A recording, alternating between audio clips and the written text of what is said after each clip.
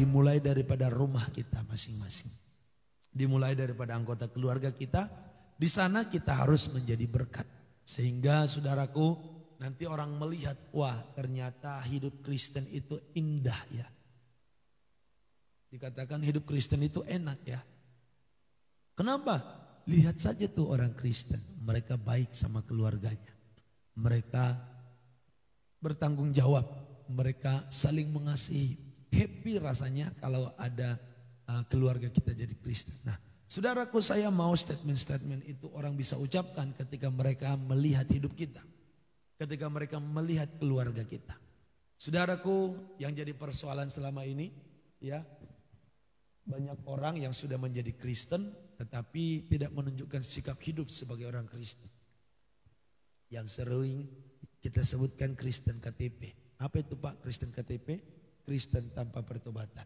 Nah, saudaraku, pagi hari ini semua saya ajak kita, marilah kita menjadi Kristen dengan hidup dalam pertobatan.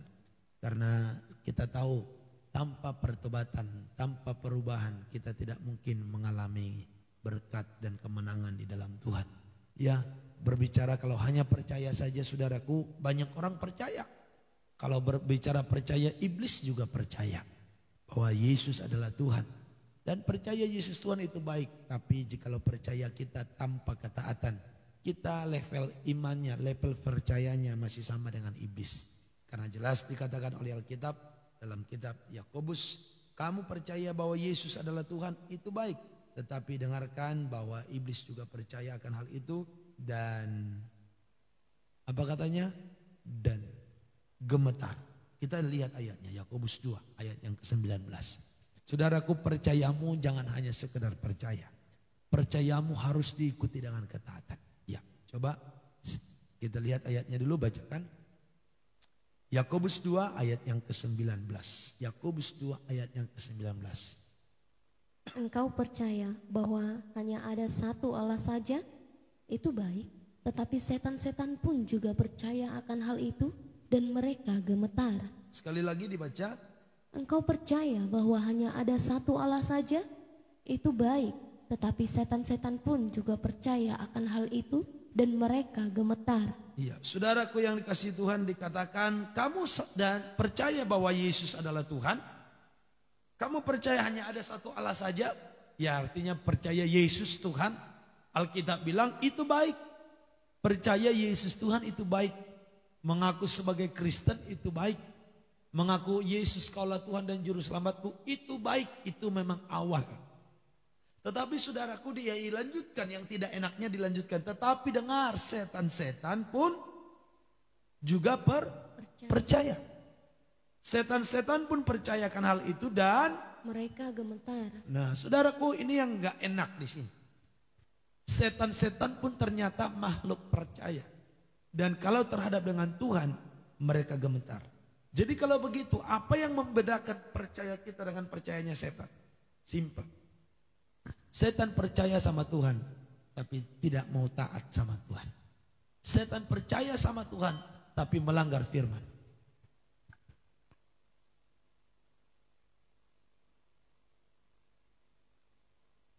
Tetapi saudaraku, berbeda dengan kita. Kalau kita percaya sama Tuhan, kita bukan hanya percaya tapi juga taat.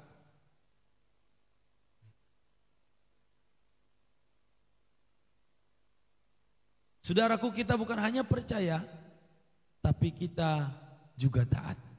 Makanya iman itu harus disertai dengan ketaatan kepada Tuhan. Iman itu harus disertai dengan ketaatan kepada Tuhan. Ada amin saudara? Ya, coba dibacakan dulu firman Tuhan dalam kitab dalam kitab Roma 5 ayat yang ke-21. Roma 5 ayat yang ke-21. Supaya sama seperti dosa berkuasa dalam alam maut, demikian kasih karunia akan berkuasa oleh kebenaran untuk hidup yang kekal oleh Yesus Kristus Tuhan kita. Iya. Kita baca lagi Kisah Rasul 4 ayat 33. Kisah Rasul 4 ayat 33.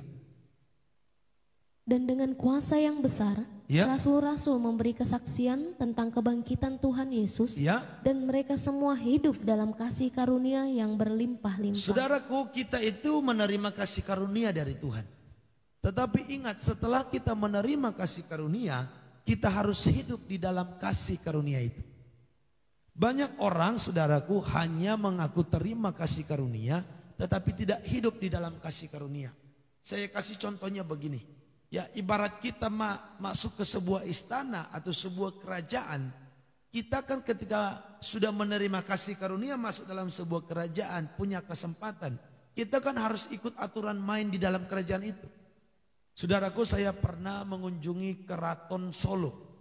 Ya, di Keraton Solo. Ketika kita mau masuk ke sana itu ada aturan-aturan yang harus kita ikuti. Ya, bagaimana di tempat ini sandalnya harus dilepas, di tempat ini ya harus begini, harus pakai beginian, begitu dan lain sebagainya. Ya, nggak boleh asal kita pegang dan lain sebagainya. Kalau ada orang pergi ke Bali memasuki kuil-kuil mereka, tempat-tempat pemujaan mereka, orang nggak bisa masuk dengan celana pendek.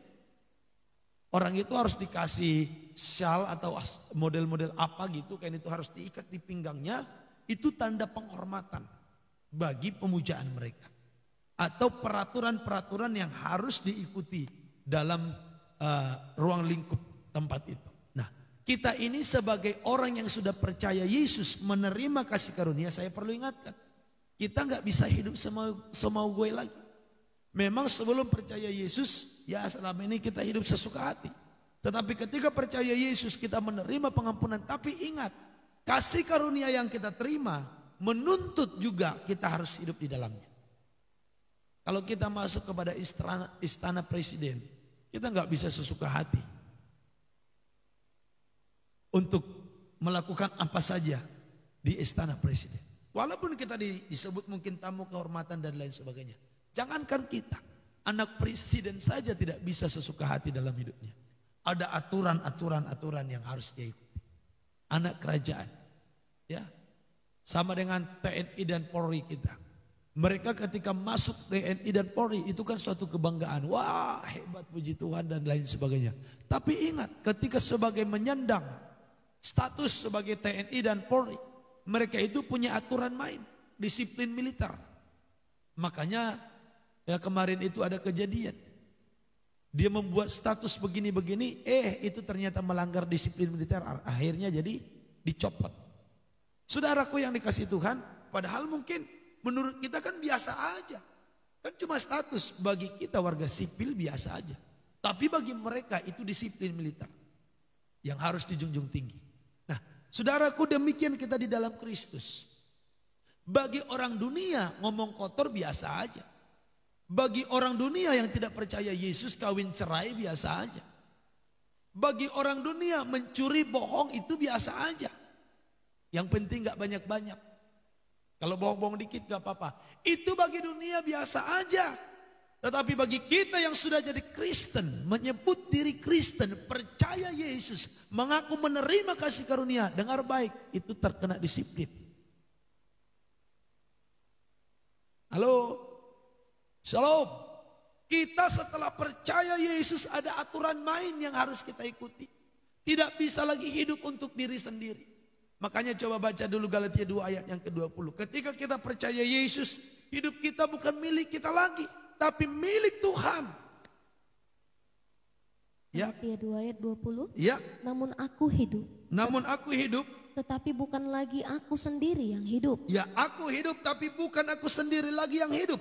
Jadi kalau kita hidup bukan kita sendiri lagi yang hidup, bukan diri kita lagi. Tapi apa katanya? Terus? Melainkan Kristus yang hidup di dalam aku. Nah, ketika kita sudah percaya Yesus, bukan hidupnya kita lagi yang mau kita lakukan.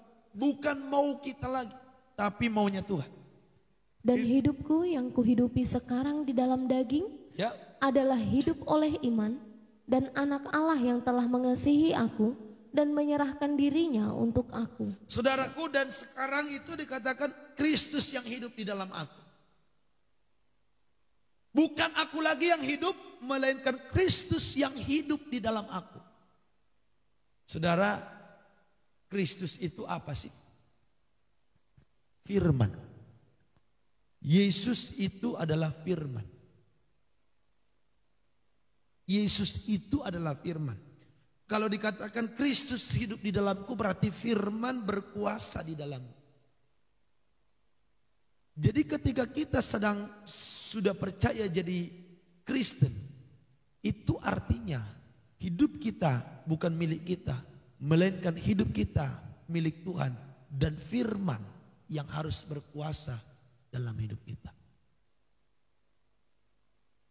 Ada banyak filosofi cara berpikir yang tadinya sebelum percaya Yesus kita pegang, yang kita anggap baik.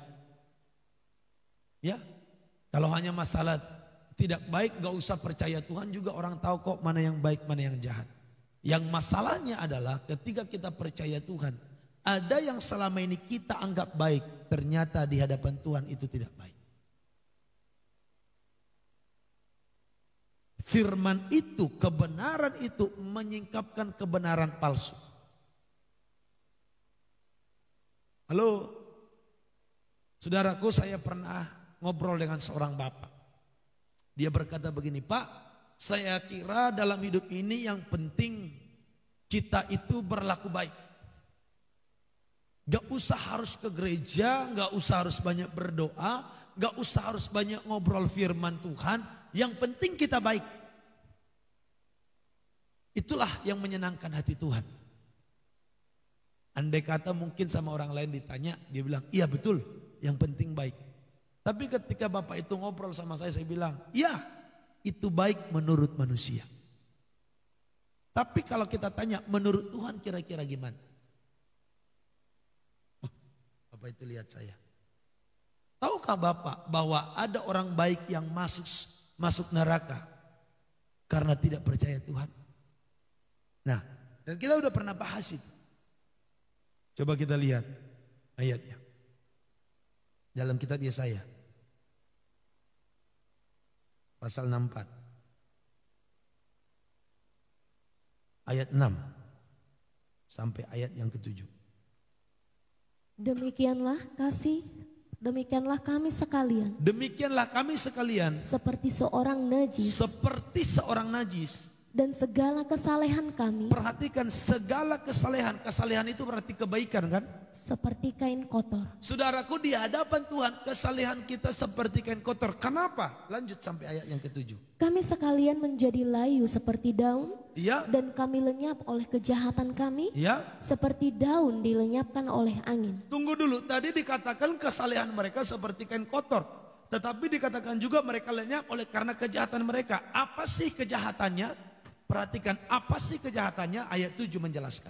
Tidak ada yang memanggil namamu. Tidak ada yang memanggil namamu. Atau yang bangkit untuk berpegang kepadamu. Nah, ini yang jadi persoalan. Secara dunia baik, saleh. Tetapi di hadapan Tuhan jahat. Apa kejahatannya? Karena tidak ada yang memanggil namamu, nama Tuhan. Dan tidak ada yang mau bangkit berpegang kepada firman. Terus, sebab engkau menyembunyikan wajahmu terhadap kami. Ya. Dan menyerahkan kami ke dalam kekuasaan dosa kami. Kan saudaraku, tidak ada orang yang berani berkata 100% dia tidak pernah berbuat dosa. Ada orang yang berani ngomong? Enggak ada. Setiap orang pasti mengakui, iya saya pernah salah, saya pernah berdosa. Nah, persoalannya, dosa itu hanya bisa diselesaikan dengan mengaku percaya kepada Tuhan Yesus Kristus dan korbannya di kayu salib. Tubuh dan darahnya. Kalau tidak mau mempercayai itu, ya sia-sia semua kesalehan yang dia perbuat. Nah, ini yang saya sebutkan. Kalau kita hanya baik menurut dunia, hanya baik menurut tetangga, tetapi tidak baik di hadapan Tuhan, saya mau kasih tahu, kesalehanmu seperti kain kotor. Seperti kain kotor. Yang namanya kain kotor, ada di sini saudara yang mau berpakaian kain kotor? Enggak, kita manusia saja enggak suka dengan kain kotor. Kalau kain atau pakaian yang kita pakai sudah kotor, udah langsung buang atau masukkan ke tempat cucian. Enggak mau dipakai lagi, tunggu dibersihkan. hidup orang yang kalau hanya baik menurut manusia, tetapi tidak hidup memanggil nama Tuhan, tidak mau berpegang kepada firman, sama dengan kain kotor. Dan itu kejahatan di hadapan Tuhan. Halo, tidak mau ibadah, tidak mau doa, tidak mau bahas atau mendengarkan firman, tapi mungkin sehari-hari kata orang dia baik. Saudara, saya mau kasih tahu, itu kejahatan di mata Tuhan. Di hadapan orang mungkin bisa maklum, gak apa-apa, yang penting dia baik, udah gak berjudi, udah gak merokok, yang penting dia juga gak mau gangguin orang lain, gak mau ya berantem, dia baik aja, kerjaannya dia kerjain, terus uangnya kalau ada dikasih sama istrinya, bertanggung jawab, pokoknya secara pikiran manusia baik aja. Tapi ngomong tentang Tuhan dia gak mau. Saya mau kasih tahu, itu kejahatan di mata Tuhan. Dan dia akan dilenyapkan karena ketidak mau percayanya. Berbeda dengan orang-orang tertentu yang memang tidak pernah dengar tentang Tuhan. Kalau seseorang tidak pernah dengar berita tentang Yesus, ya Alkitab juga berkata bagaimana mungkin mereka bisa percaya kalau mereka tidak pernah mendengar. Makanya tugas kita sebagai anak-anak Tuhan harus memberitakan tentang Yesus. Tapi zaman sekarang ini udah jarang lah ya tempat-tempat gak ada diberitakan kabar baik. Udah hampir semua, kecuali daerah-daerah yang tidak ada sinyal. Kalau masih ada sinyal handphone, kayaknya di sana sudah ada berita Injil. Saudaraku, kebaikan tapi tidak sesuai dengan firman, itu kain kotor. Itu enaknya firman ini, membahas lebih dalam. Haleluya. Itulah yang akan kita pelajari pada pagi ini dari Mazmur 81, pesan untuk umat Tuhan. Coba kita lihat Mazmur 81, pesan untuk umat Tuhan. Jadi, jikalau ada nanti keluarga saudara yang berkata yang penting baik, nggak harus doa, nggak harus beribadah, yang penting saya baik, kasih ayat Yesaya 64 ayat yang ke-6 sampai ayat yang ke-7, ya. Ayat Yesaya 64 ayat 6 sampai ayat yang ke-7, katakan nih ayatnya nih, baca nih. Kalau hanya baik tapi tidak memanggil nama Tuhan, tidak mau berpegang kepada Tuhan, berpegang kepada Tuhan itu ibadah, saudaraku, salah satunya itu kejahatan di mata Tuhan. Dan yang namanya kejahatan, upahnya kalau tidak bertobat ya neraka, saudara. Nah, ini enaknya kita belajar firman. Jadi ketika saya ngobrol dengan si bapak yang tadi itu, saudaraku, ya bapak itu bilang, kalau begitu Pak susah juga ya. Saya ini kalau bahas firman terus agak susah. Dia bilang, gak ada tawar menawar. Ikut Tuhan itu harus sungguh-sungguh. Gak bisa setengah-setengah. Gak bisa sedikit kita bahas tentang Tuhan, setelah itu kita sedikit hiburan. Ya, bagi kaum bapak hiburannya itu adalah main kartu. Ya, kalau hanya main games-games biasa nggak pakai uang, ya mungkin masih bisa dimaklumi. Ya, hanya sebagai games permainan. Tapi kalau sudah pakai taruhan duit, ya itu udah repot. Main catur pun kalau sudah pakai taruhan duit, sudah repot. Tapi main catur sebagai pertandingan olahraga, nggak ada masalah. Nah, saudaraku, persoalannya kan karena diduitkan semua. Ya, ya saudaraku, ya sekarang kita lihat Mazmur pasal yang ke-81. Ya, kita baca secara bergantian, saya baca ayat yang ganjil, Bapak Ibu baca ayat yang genap. Dengan judul penyanyian pada waktu pembaruan perjanjian. Kita akan baca bersama-sama di ayat yang terakhir, ayat yang ke-17. Demikianlah firman Tuhan, Mazmur 81, untuk pemimpin biduan menurut lagu Gitit dari Asaf.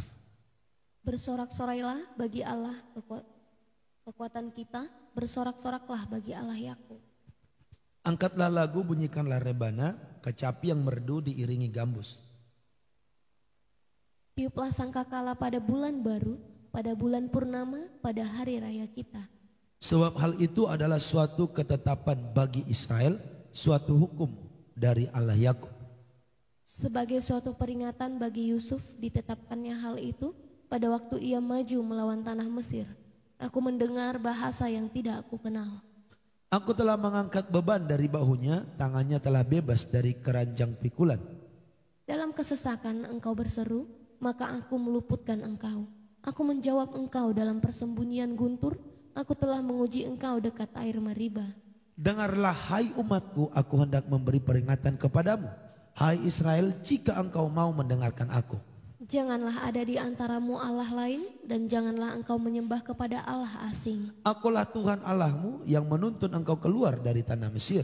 Bukalah mulutmu lebar-lebar, maka aku akan membuatnya penuh.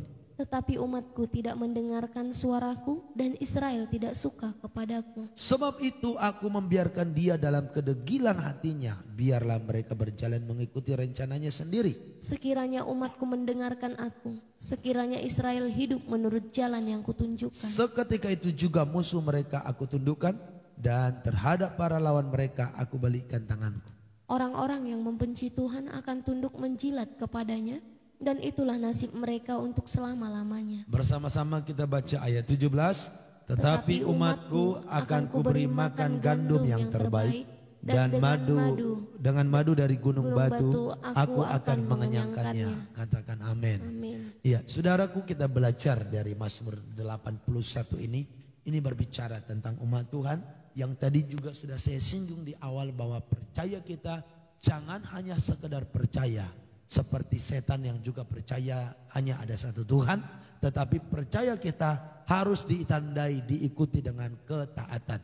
Jikalau kita sudah menerima kasih karunia, dengarkan baik, kita harus hidup di dalam kasih karunia itu. Karena ada banyak orang mengaku sudah menerima kasih karunia, tetapi tidak hidup di dalam kasih karunia. Sama seperti tadi ilustrasi yang saya sebutkan, jikalau orang masuk sebagai TNI dan Polri, ingat dia punya disiplin yang harus dia taati. Ketika disiplinnya itu dia langgar, tergantung kalau disiplinnya sudah besar, saudaraku, dia bisa dicopot sebagai TNI atau Polri. Tapi kalau disiplinnya itu masih yang bisa ditoleransi, dia hanya mungkin terima sanksi, ya pencopotan jabatan dan lain sebagainya. Tapi kalau sudah fatal, saudaraku, langsung dikeluarkan dari tubuh TNI dan Polri. Saudaraku, demikian kita juga di dalam Tuhan. Sejak kita percaya Yesus sebagai Tuhan, ingat baik, kita harus hidup di dalam kasih karunia. Kita harus hidup dalam aturan mainnya Tuhan. Kita harus hidup di dalam firman Tuhan. Karena dalam Kristus, artinya Kristus hidup di dalam aku, itu artinya firman tinggal di dalam aku.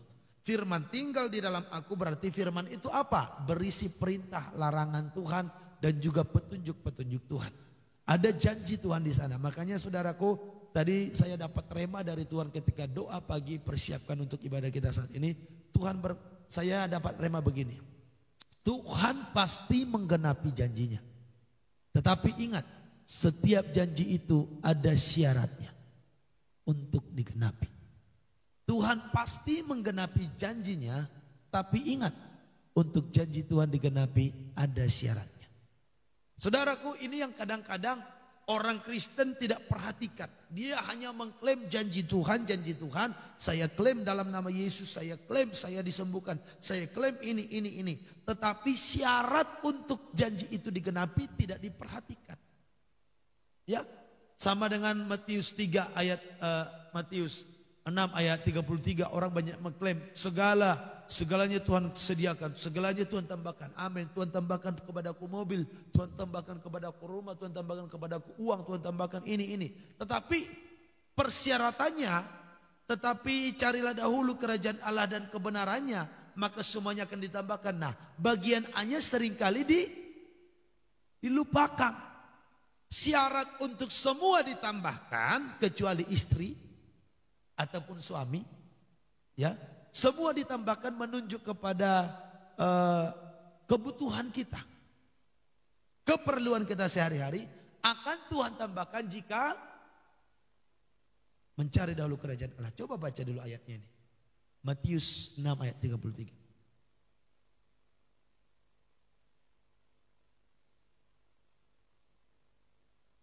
Tetapi carilah dahulu kerajaan Allah dan kebenarannya. Perhatikan, tetapi carilah dahulu. Itu menunjuk kepada syarat, keharusan. Terus? Maka semuanya itu akan ditambahkan kepadamu. Jadi kalau kita belajar fisika itu disebut dengan hukum sebab akibat. Ya, tarik menarik. dalam suatu gaya. Jadi karena ada tekanan ini maka ini jadi ada gitu saudaraku ya. Karena ada gaya dari sini maka gaya ini ada. Nah itu kalau waktu fisika itu kita pernah belajar, mungkin yang pernah belajar IPA saudaraku. Nah sama dengan berkat semua ditambahkan. Itu Tuhan berikan jika kita mencari dahulu. Mencari dahulu mengutamakan kerajaan Allah dan kebenarannya. Kerajaan Allah berbicara kita percaya kepada Tuhan, mencari pribadi Tuhan. Kebenaran Allah berbicara kita mengikuti perintah-perintahnya. Kerajaan Allah menunjuk bagaimana kita percaya Yesus Tuhan. Bagaimana kita percaya akan kuasanya, akan pengurapannya, akan apa yang Tuhan kerjakan. Itulah kerajaan Allah. Kita percaya akan kedatangan Tuhan. Tetapi berbicara kebenaran, itu berbicara akan perintah-perintah yang harus kita lakukan. Judul pagi ini saya buat adalah pesan terhadap umat Tuhan. Supaya semua ditambahkan. Carilah dahulu kerajaan Allah dan kebenarannya. Saudara, jangan lupakan poin ini. Makanya saya yakin dan optimis berkata begini saudaraku. Jikalau orang itu taat sama Tuhan, hidupnya pasti diberkati. Saya yakin itu. Jikalau seseorang taat kepada Tuhan, hidupnya pasti diberkati. Tidak jadi berkekurangan dan melarat. Para rasul yang waktu mereka melanjutkan pelayanan Yesus, mereka melaratnya bukan melarat berkekurangan. Tapi mereka itu menderita karena penganiayaan. Karena penolakan akan firman. Secara kebutuhan mereka Tuhan disediakan banyak hal. Paulus memang ada ayat aku kerap kali didera, kerap kali aku mengalami, aku tahu itu kekurangan, aku tahu itu kelimpahan. Kalaupun kekurangan itu hanya sementara saja. Menguji kesetiaan. Karena Tuhan itu untuk menguji iman kita lewat persoalan. Lewat ya masa-masa krisis. Tapi untuk jadi selamanya dia berkekurangan enggak. Paulus memang pernah berkekurangan, pernah tapi tidak selamanya. Karena dalam Filipi pasal yang keempat, dia jelaskan aku berkelimpahan karena pemberian daripadamu. Jadi umat-umat Tuhan yang dilayani Paulus itu murah hati. Coba kita lihat bahwa Paulus pun pernah berkelimpahan. Ya, bahwa Paulus pun pernah berkelimpahan. Memang dia pernah berkekurangan, tapi enggak selamanya. Saudaraku, ya, Paulus itu pernah berkekurangan tapi tidak selamanya. Dia pun pernah dia berkekurangan, pernah berkelimpahan, pernah. Jadi punya pengalaman banyak hal. Kita lihat Filipi 4 ayat 18. Coba lihat dulu Filipi 4 ayat 18. Kini aku telah menerima semua yang perlu daripadamu. Ini tulisan Paulus saudaraku. Dikatakan Paulus, aku menerima semua yang perlu daripadamu. Malahan lebih daripada itu. Malahan lebih daripada yang dia perlukan. Aku berkelimpahan, ya, karena aku telah menerima kirimanmu dari Epafroditus, ya, suatu persembahan yang harum, suatu korban yang disukai dan yang berkenan kepada Allah. Iya, saudaraku perhatikan baik, aku berkelimpahan. Jadi hamba-hamba Tuhan yang dahulu pun punya pengalaman mereka berkelimpahan. Walaupun ada masa-masa tertentu mereka mengalami kekurangan. Kenapa mereka mengalami kekurangan? Untuk menguji iman. Jadi ketika saudara sedang mengikut Tuhan, sedang mengalami kekurangan, mengalami persoalan, itu ujian iman saudara. Dalam kitab Mazmur 119 ayat 67 dan 71 dikatakan, itu supaya aku belajar ketetapan-ketetapan Tuhan. Bahwa tertindas itu baik bagiku supaya aku belajar tentang hukum-hukummu. Karena sebelum tertindas aku menyimpang, tetapi setelah tertindas aku mengerti tentang Tuhan. Saudaraku, bagi orang yang taat sama Tuhan, kalaupun dia punya pengalaman berkekurangan, itu hanya menguji iman. Sekaligus mendidik kita supaya dewasa dalam pengenalan dengan Tuhan. Tetapi pada akhirnya orang yang setia dan taat, orang itu akan mengalami berkelimpahan seperti yang disaksikan oleh Paulus ini. Coba sekali lagi ayatnya tadi. Kini aku telah menerima semua yang perlu daripadamu, Ya, malahan lebih daripada itu. ya, Aku berkelimpahan karena aku telah menerima kirimanmu dari Epafroditus, ya. suatu persembahan yang harum, suatu korban yang disukai dan yang berkenan kepada Allah. Iya. Makanya kesaksian Paulus itu di ayat 12. Coba naik sedikit Filipi 4 ayat 12. Dia katakan aku itu mengalami kekurangan dan kelimpahan. Terus coba baca. Aku tahu apa itu kekurangan Ya. dan aku tahu apa itu Stop. kelimpahan. Aku tahu apa itu kekurangan dan aku tahu apa itu kelimpahan. Perhatikan, dia awali dulu kekurangan. Seringkali kita waktu mengikut Tuhan awal-awal itu saudaraku punya mengalami banyak persoalan, kekurangan. Ada penderitaan. Itu ujian iman. Jangan buru-buru menyerah. Jikalau saudara ada berkata, Pak, kenapa ya setelah sungguh-sungguh berdoa, sungguh-sungguh ikut mesbah doa, sekarang aku kok kayaknya kekurangan, ada banyak masalah, ada persoalan. Dengarkan baik, itu ujian iman bagimu. Itu tes. Apakah kamu cari Tuhan hanya karena ingin kelimpahan, atau kamu cari Tuhan karena kamu sungguh-sungguh cintakan Tuhan. Tuhan itu juga gak suka dimanfaatkan saudara. Kita manusia aja kan gak suka dimanfaatkan.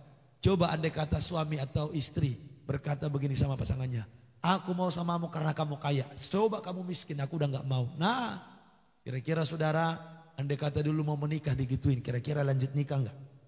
Ini Ibu Gembala saya tanya dulu. Andai kata saya bilang, ya sama Ibu Gembala sama istri saya bilang, Sartimah, saya mau samamu karena kamu cantik, karena kamu pintar. Coba kamu bodoh, coba kamu nggak ada duit, saya nggak akan mau samamu. Saya mau tanya, nih di hadapan jemaat, kira-kira Ibu Sartimah mau nggak tetap menikah dengan saya atau bilang cukup sampai di sini? Coba jawab jujur dulu. Cukup sampai di sini. Cukup sampai di sini. Karena kita manusia pun pengen cinta yang tulus. Kalau manusia saja pengen cinta yang tulus, masa kepada Tuhan kita berikan cinta palsu? Kalau kita hanya ikut Tuhan waktu diberkati, saya mau kasih tahu itu cinta palsu. Kalau kita setia sama Tuhan waktu berkat tercurah, waktu doa dijawab, tapi ketika doa belum dijawab, itu artinya cintamu cinta palsu. Tapi ketika kita berkata saya percaya pasti diberkati Tuhan, dan ketika berkat belum saya alami, saya tetap setia, itu cinta yang tulus. Saudara tanya dirimu masing-masing, apakah pengikutanmu dengan Tuhan cinta palsu atau cinta yang tulus? Kalau cintamu cinta palsu, saya yakin ketika doa belum dijawab, ketika mengalami yang masa kekurangan, kamu biasanya kecewa, mundur dan berhenti berdoa dan tidak lagi datang ibadah. Ada banyak orang berkata, Pak, aku ini sudah pernah mengikuti doa semalam suntuk. Aku ini sudah pernah melakukan doa puasa. Aku ini sudah pernah ikut ibadah ke sana ke sini. Tetapi saya lihat enggaknya terjadi mujizat. Tapi saya lihat enggak terjadinya terobosan. Makanya sekarang aku enggak seperti dulu lagi. Berarti cintamu sama Tuhan cinta palsu. Kamu cuma pengen berkatnya, tapi enggak mau Tuhannya. Dan Tuhan bilang buat para cinta palsu, buat umat dengan cinta palsu, dia bilang, sorry lah ye, sorry ye, saya cuma mencari umat yang cintanya tulus. Dan buat umat yang cintanya tulus, saudaraku, dalam Mazmur pasal yang ke-81, ayatnya yang ke-17 dikatakan tadi, tetapi umatku akan kuberi apa? Makan gandum yang terbaik, dan dengan madu di gunung batu aku akan mengenyangkan mereka. Buat umat yang cintanya tulus, janji Tuhan Mazmur 81 ayat 17, umatku akan kuberikan makan gandum yang terbaik. Jadi orang yang taat dan setia kepada Tuhan, pasti janji Tuhan menikmati makanan gandum yang terbaik. Bukan gandum yang biasa-biasa. Makanya berkat orang yang sungguh-sungguh di dalam Tuhan, pada waktunya dia akan mengalami berkat yang terbaik. Di antara keluarganya, Kalau keluarganya tidak cinta Tuhan, saya yakin dia pasti menjadi yang terbaik. Berkatnya pasti yang terbaik. Tapi ingat, itu ketika sudah taat dan setia. Kalau masih proses, jangan cepat mundur. Jangan cepat putus asa. Ada amin, saudara? Ini pesan bagi umat Tuhan pagi hari ini. Jangan putus asa. Jangan menyerah saat dia ada jalan. Ingat, persoalan-persoalan yang kamu alami adalah persoalan biasa yang tidak melebihi kekuatan manusia. Dan Tuhan tahu kekuatan kita.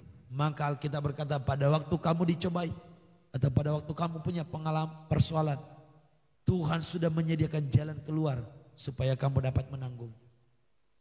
Saudara, saya selalu punya iman begini. Kalau masalah ada satu, berarti Tuhan juga sudah siapkan jalan keluarnya.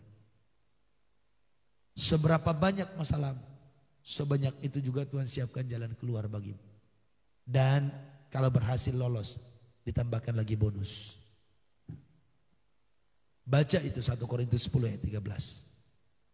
Pada waktu kamu dicobai, Tuhan telah menyediakan jalan keluar. Jadi kalau ada masalah Bapak Ibu, kita bilang gini aja, oh masalah. Oh udah, Tuhan sudah siapkan jalan keluarnya.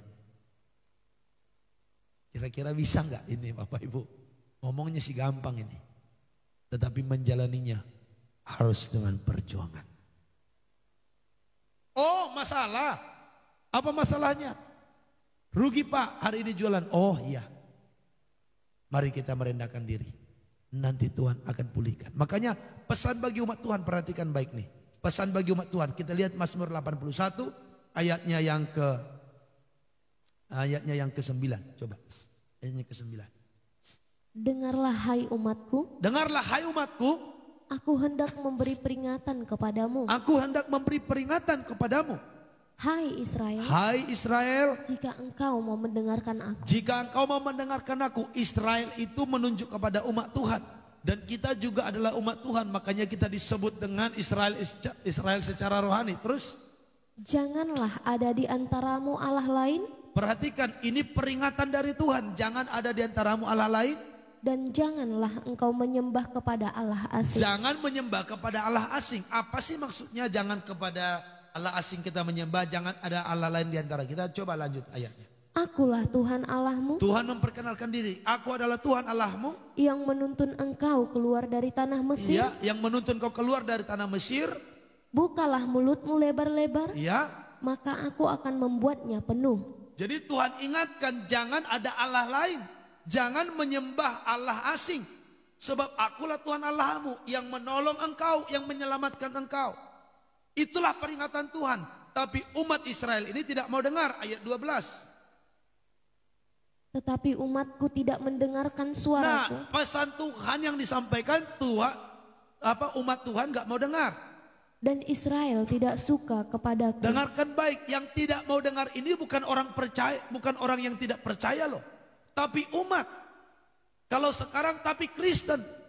Yang tidak mau dengar suara Tuhan ini bukan orang non-Kristen, tapi menyebut diri Kristen. Bahasa Alkitabnya umat Tuhan. Sekarang banyak orang menjadi umat Tuhan atau menjadi Kristen tapi tidak mau mendengarkan suara Tuhan. Banyak orang mengaku percaya sama Tuhan tapi tidak mau dengarkan suara Tuhan. Ini yang Tuhan tidak suka. Ini yang Tuhan tidak mau.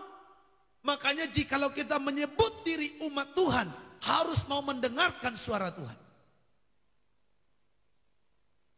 Saudara sebagai orang tua kan sedih kalau punya anak ngaku anak kita atau memang benar anak kita. Tapi nggak mau dengarkan nasihat dan perkataan kita. Kira-kira sebagai orang tua sikap saudara seperti apa? Marah kan terhadap anak ini. Tapi ketika dia butuh dia minta uang. Dia pengen jalan-jalan dia minta uang. Sepatunya rusak dia minta uang. Handphonenya rusak dia minta uang. Beli kuota untuk handphonenya dia minta uang. Tapi kita kasih suara, dengarkan nasihat perkataan. Anak ini gak mau dengar. Bagaimana sikap hati kita saudara? Gak suka kan? Marah kan? Tuhan juga kira-kira demikian terhadap kita. Ketika kita minta sesuatu, Tuhan kasih, Tuhan tolong. Tapi selanjutnya kita tidak mau taat. Apa yang terjadi? Tuhan mulai, waduh ini anak kok kayaknya nggak bisa diatur ya. Makanya banyak kesaksian orang begini, Pak, waktu saya baru-baru bertobat itu kayaknya doa gampang dijawab ya. Kok sekarang jadi nggak langsung dijawab, tunggu dulu. Waktu kita baru bertobat itu kita masih bayi rohani. Untuk bayi rohani apa-apa yang dia butuhkan Tuhan ya dikasih. Tapi setelah sekian waktu bertumbuh, Tuhan ajar kita jangan cuma minta tapi kerjakan. Kepada anak yang sudah bertumbuh 3 tahun, bertumbuh 7 tahun, 10 tahun, tuntutan kita berbeda. Kepada anak yang baru berumur 1 sampai 3 tahun, kita nggak bisa tuntut apa-apa dari anak ini. Dia kita masih kasih terus. Tapi sudah 5 tahun, udah mulai kita tuntut, harus bisa baca lu, harus bisa belajar lu. 10 tahun, harus pinter. 12 tahun, harus bisa bantu nyuci masak. Lebih lagi 20 tahun, wah 30 tahun, udah harus bantuin papa nih dalam bisnis. Ada tuntutan-tuntutan. Nah, umat Israel itu dikasih Tuhan peringatan, dikasih Tuhan aturan-aturan. Tetapi 12 dikatakan tadi, tapi umatku tidak mendengarkan suaraku. Perhatikan yang mirisnya, yang tidak mau dengar Tuhan itu umat Tuhan. Andai kata yang bukan umat, ya wajar. Namanya juga bukan umat, tapi ini umat tidak mau dengar. Terus coba lanjut. Sebab itu, aku membiarkan dia dalam kedegilan hatinya. Saudaraku tidak mau dengar Tuhan, tidak suka kepada Tuhan, tapi ngaku percaya Tuhan. Ini repotnya. Apa yang terjadi? Orang itu ternyata orang yang degil hatinya. Saudara, jangan kita menjadi Kristen yang degil hatinya. Terus, biarlah mereka berjalan mengikuti rencananya sendiri. ternyata saudaraku, penyembahan berhala yang Tuhan ingatkan tadi adalah sikap hati yang tidak mau mendengarkan Tuhan dan melakukan maunya sendiri. Jadi penyembahan berhala bukan hanya kalau kita menyembah patung, bukan hanya kalau kita menyembah pohon, tapi penyembahan berhala juga menunjuk hati yang degil, tidak mau dengar suara Tuhan. Penyembahan berhala juga menunjuk kepada hati yang hanya mengikuti rencana sendiri, tidak mau mengikuti rencana Tuhan. Itu di hadapan Tuhan sama dengan penyembahan berhala atau menyembah Allah asing atau mengikuti Allah lain. Saudaraku, kita umat Tuhan, kita Kristen. Ayo kita dengar-dengaran dengan suara Tuhan. Supaya ayat yang ke-17 tadi digenapi. Umatku ku beri makan gandum yang terbaik dan madu dari gunung batu. Aku mengenyangkan mereka dengan madu yang dari gunung batu. Saudaraku, salahnya kita banyak anak-anak Tuhan. Itulah saya sebut. Kita hanya pengen gandum yang terbaiknya. Kita hanya pengen madu dari gunung batunya. Tapi suara Tuhan kita abaikan. Bisakah begitu? Enggak. Tapi kalau orang tidak mengerti, banyak orang jadi kecewa. Terus coba lanjut ayatnya tadi. Sekiranya umatku mendengarkan aku. Sekiranya umatku mendengarkan aku. Sekiranya Israel hidup menurut jalan yang kutunjukkan. Sekiranya Israel hidup menurut jalan yang kutunjukkan. Jadi penyembahan berhala itu tidak mau mendengarkan suara Tuhan. Penyembahan berhala itu tidak mau mengikuti jalan-jalan Tuhan. Makanya dalam mesbah doa ini, renungan yang kita sampaikan adalah mengajarkan tentang jalan-jalan Tuhan. Karena jikalau tidak berjalan dalam jalan Tuhan, sia-sia imanmu. Imanmu kosong, imanmu mati. Iman tanpa perbuatan adalah iman yang mati. Kalau yang iman yang mati tidak berdampak apa-apa. Sebagai hamba Tuhan, saya punya kerinduan. Kita yang punya iman, kita yang menjadi Kristen, bukan Kristen biasa-biasa saja, tapi Kristen yang punya dampak, yang punya power, di mana iman kita punya kuasa mengubah situasi, membalikkan keadaan. Iman kita membawa pengaruh yang besar di lingkungan kita di mana kita berada. Bukan sekedar iman. Bukan hanya iman di mulut. Tapi iman yang punya dampak. Yang punya power. Dan hanya orang yang hidup di jalan-jalan Tuhan. Hanya orang yang hidup menurut jalan yang Tuhan tunjukkan. Hanya orang yang hidup menurut suara yang dia dengarkan dari Tuhan. Yang mau mendengarkan suara Tuhan. Yang punya dampak, yang imannya punya kuasa. Saudaraku, ayo sama-sama kita kejar itu. Kita kejar ketaatan itu. Kita kejar, saudara, ketaatan terhadap firman itu. Karena berkat itu pasti kalau sudah taat dan setia. Katakan sama dengan saya, berkat itu pasti jikalau saya taat dan setia. Ada orang yang bisa saja mendebat ini. Enggak, berkat itu karena kasih karunia Tuhan. Itu berkat secara universal. Itu berkat secara universal. Seperti hujan, matahari. Itu Tuhan berikan kepada semua orang, baik orang jahat maupun orang baik. Tapi berkat yang berbicara gandum yang terbaik, madu dari gunung batu, itu bukan kepada semua orang Tuhan kasih. Hanya kepada umat yang mau mendengarkan suara Tuhan. Amin, Bapak Ibu. Jelas sampai di sini firman Tuhan. Berkat gandum yang terbaik, madu dari gunung batu, hanya diberikan kepada umat yang mau mendengarkan suara Tuhan, yang hidup menurut jalan yang Tuhan tunjukkan. Jikalau tidak suka dengan suara Tuhan, tidak mau mendengarkan suara Tuhan, gandum yang terbaik dan madu dari gunung batu ini tidak jadi dikasih. Makanya ayat 14 dikatakan, sekiranya umatku mendengarkan aku, sekiranya Israel hidup menurut jalan yang kutunjukkan, apa yang Tuhan lakukan? 15. Ayat 15. Seketika itu juga musuh mereka aku tundukkan. Saudara perhatikan, seketika itu juga musuh mereka kutundukkan. Dan terhadap para lawan mereka aku balikan tanganku. Saat kita mau mendengarkan suara Tuhan, saat kita mau menurut jalan-jalan Tuhan, dengar baik, seketika itu juga Tuhan akan menolong. Seketika itu juga Tuhan mengalahkan musuh-musuh kita. Persoalannya banyak orang pengen ditolong Tuhan tapi tidak mau taat sama Tuhan. Saudara, jika kita pengen melihat pertolongan Tuhan yang khusus, yang spesial, pengen menikmati gandum yang terbaik, pengen menikmati madu dari gunung batu, pengen melihat musuh-musuh kita dikalahkan oleh Tuhan, Tuhan balikkan situasi dan keadaan, butuh ketaatan, butuh kasih kepada Tuhan yang sungguh-sungguh tulus ikhlas. Butuh yang namanya mendengar suara Tuhan, hidup menurut jalan yang Tuhan tunjukkan. Saudara, berita seperti ini sudah jarang disampaikan di akhir zaman. Ada banyak pemberita-pemberita Injil hanya menyampaikan apa yang menyenangkan hati telinga jemaat, tidak berani menegur dosa karena mungkin ada banyak faktor yang dipertimbangkan. Nanti kalau saya langsung tegur dosanya, dia udah nggak mau dengar lagi, atau nanti kalau saya tegur dosanya, saya sudah nggak diundang lagi di gereja itu, atau nanti kalau saya tegur dosanya, saya sudah tidak menjadi pendeta yang disukai banyak orang lagi. Ada banyak kepentingan-kepentingan pribadi.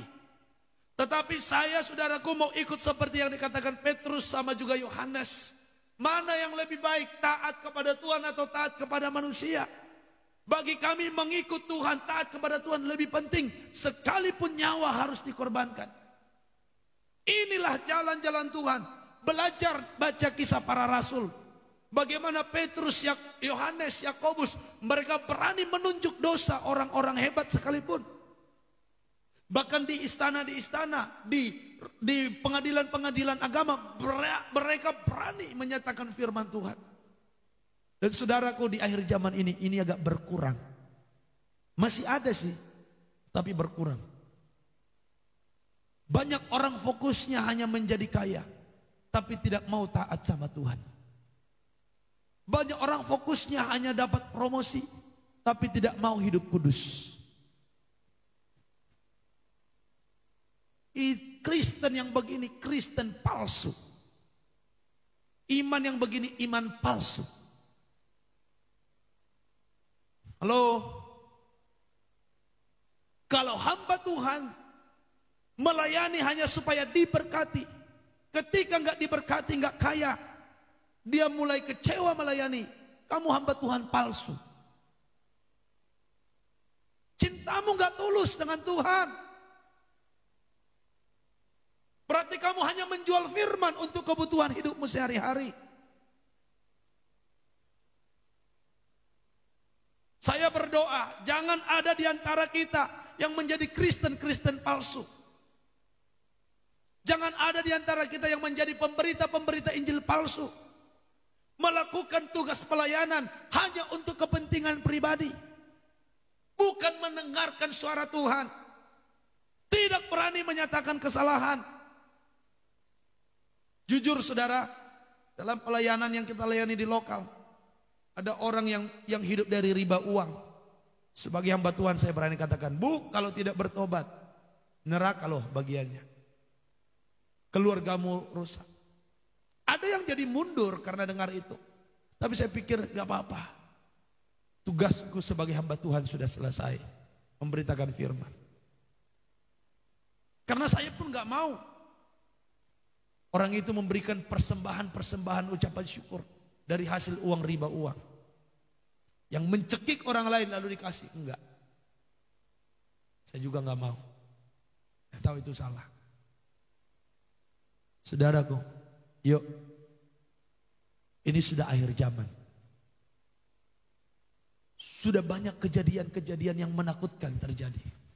Kita tidak tahu kapan waktu Tuhan akan datang. Tapi Tuhan bilang, kedatanganku seperti pencuri. Tidak disangka-sangka. Oleh sebab itu peganglah apa yang ada padamu. Supaya jangan ada orang yang mengambil mahkotamu. Saudaraku, ketika kita mau mendengarkan Tuhan. Ketika kita mau menurut jalan yang Tuhan tunjukkan. Seketika itu juga. Tuhan mau membuat kita menang terhadap persoalan kita. Kita coba lihat firman Tuhan 2 Tawarik pasal 7 ayat 17 sampai yang ke-20. Ini mungkin ayat yang terakhir sebelum kita doa berkat saudara. Ya. 2 Tawarik pasal 7 ayat 17. Mengenai engkau, jika engkau hidup di hadapanku sama seperti Daud ayahmu, ya, dan berbuat sesuai dengan segala yang kuperintahkan kepadamu, ya, dan jika engkau tetap mengikuti segala ketetapan dan peraturanku, ya, maka aku akan meneguhkan tahta kerajaanmu sesuai dengan perjanjian yang telah kuikat dengan Daud ayahmu. Perhatikan baik mengenai engkau sesuai dengan perjanjian yang kuikat dengan ayahmu. Dengan berkata, ya, takkan terputus keturunanmu yang memerintah atas Israel. Ya. Terus? Tetapi jika kamu ini berbalik dan meninggalkan segala ketetapan dan perintahku, ya, yang telah kuberikan kepadamu, dan pergi beribadah kepada Allah lain dan sujud menyembah kepadanya, ya, maka aku akan mencabut kamu dari tanahku, ya, yang telah kuberikan kepadamu, dan rumah ini yang telah kukuduskan bagi namaku akan kubuang dari hadapanku, dan akan kujadikan kiasan dan sindiran di antara segala bangsa.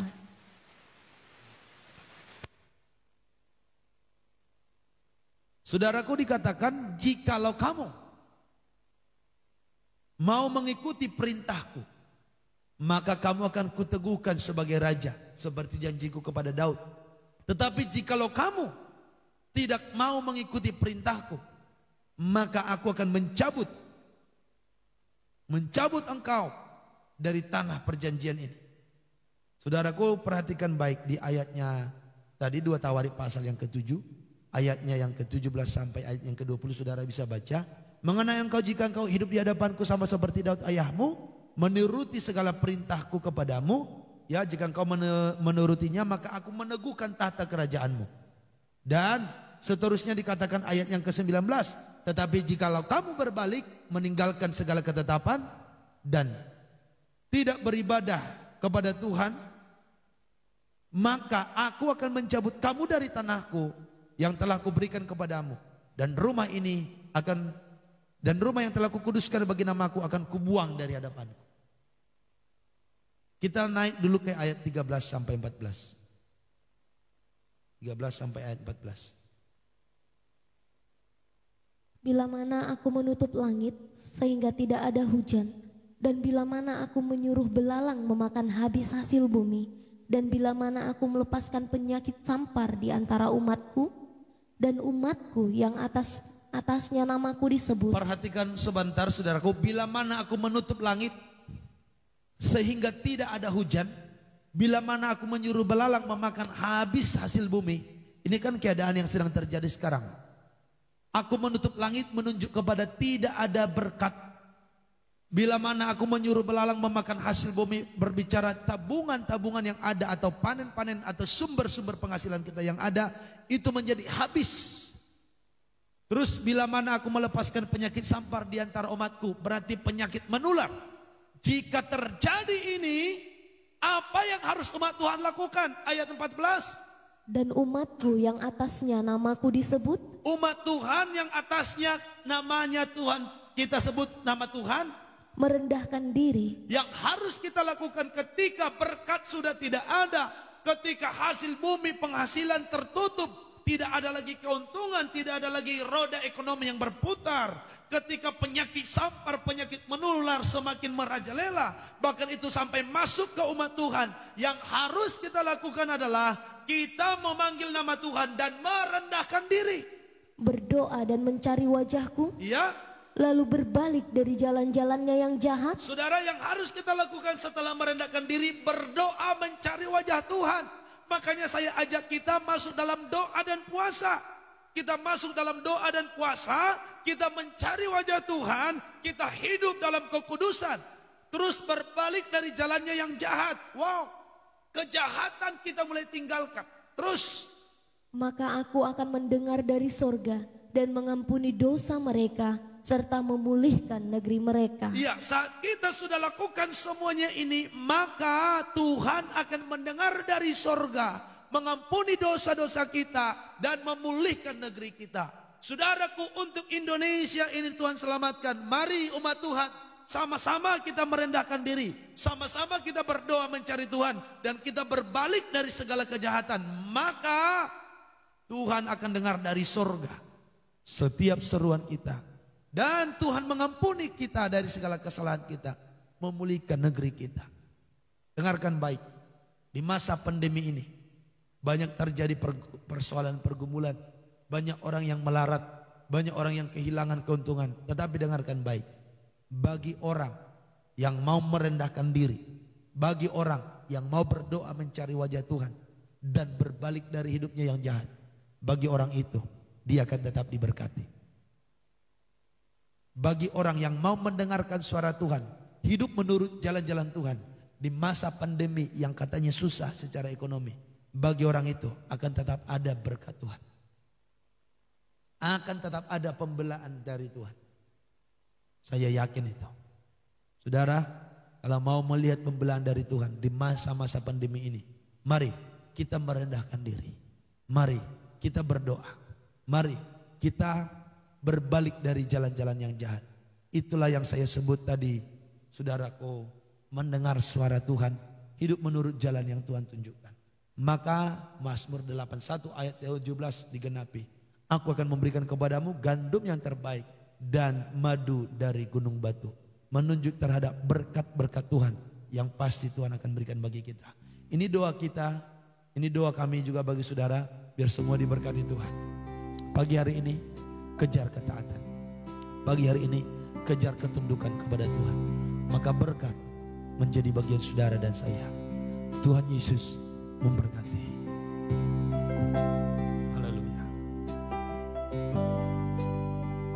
Kita tutup Alkitab kita. Kita renungkan firman Tuhan ini. Dan mari kita belajar untuk melakukannya.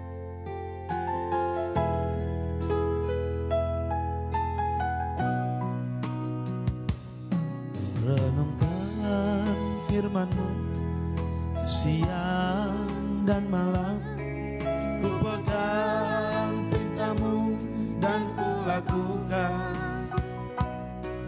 Engkau tahu ya Tuhan, tujuan hidupku hanyalah untuk menyenangkan hatimu. Oh, aku mengasihi Engkau Yesus dengan segenap hatiku. Aku mengasihi Engkau Yesus dengan segenap jiwaku. Sama-sama ku renungkan firman-Mu siang dan malam, ku pegang perintah-Mu dan ku lakukan. Oh, Engkau tahu ya Tuhan, tujuan hidupku hanyalah untuk menyenangkan hatimu. Sekali lagi katakan, ku renungkan firman-Mu siang dan malam, ku pegang perintah-Mu dan ku lakukan.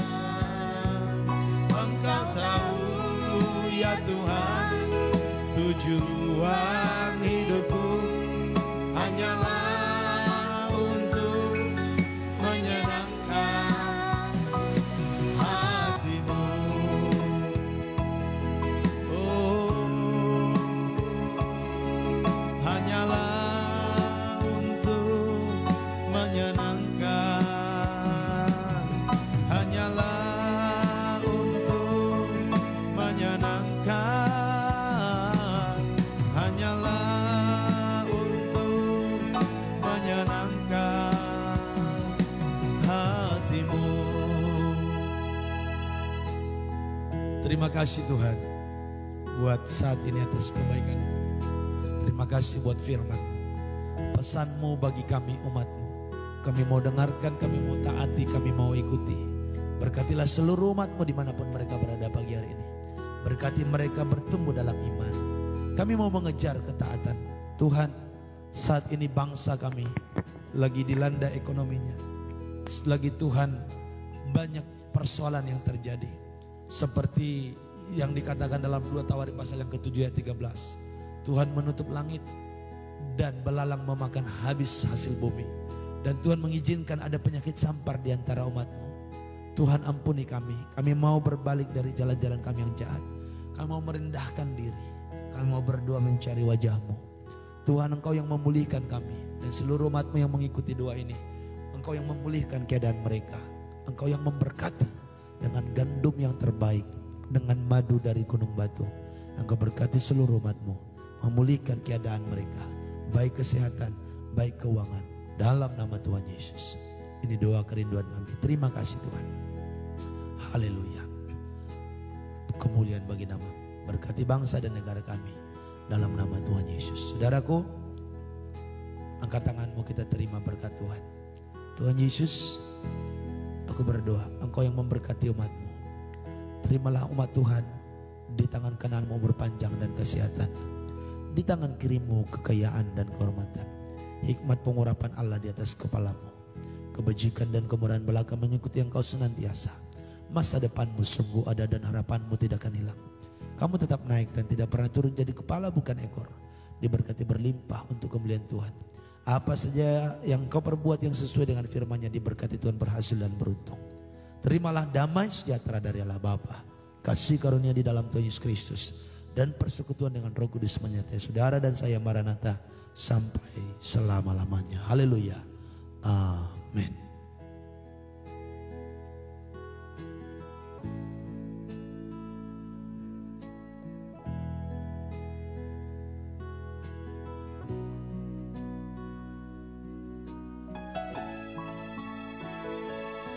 Haleluya.